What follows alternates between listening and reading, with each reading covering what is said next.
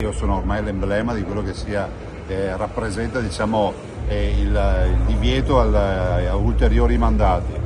Come voi sapete io non corro in Veneto, avrei un consenso che è assolutamente esemplare, però mi è stato vietato di correre. Però tifo perché vengano sbloccati i mandati, perché in questo paese in maniera molto atipica e irrituale ci sono solo due cariche che hanno blocco di mandati, ovvero alcuni sindaci e alcuni governatori, i sindaci sopra i 15.000 abitanti. Tutte le altre cariche dello Stato, Capo dello Stato, Presidente del Consiglio, ministri, deputati, senatori, consigli regionali, tutto quello che viene in mente non ha blocco dei mandati. Però non capisco per quale motivo le due cariche elettive, sindaco e Presidente di Regione, che sono scelte dal popolo, le uniche due cariche elettive, debbano avere blocco dei mandati.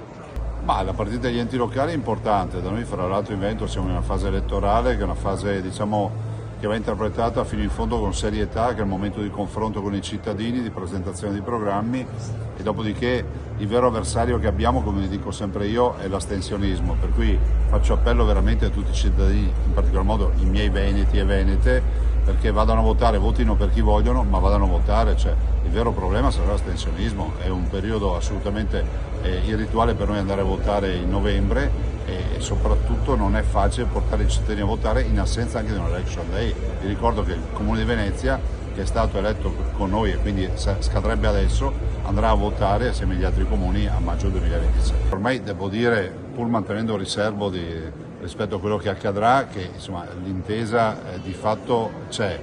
Spero che si possa chiudere velocemente, anche perché sono 3-4 materie importanti che potrebbero già iniziare a cambiare la vita delle nostre regioni, ma anche dall'altro dare un grande segnale anche da un punto di vista culturale. Come dicono i costituzionalisti, ci vuole più Stato dove ci vuole più Stato e meno Stato dove ci vuole meno Stato. Questa è l'autonomia differenziata.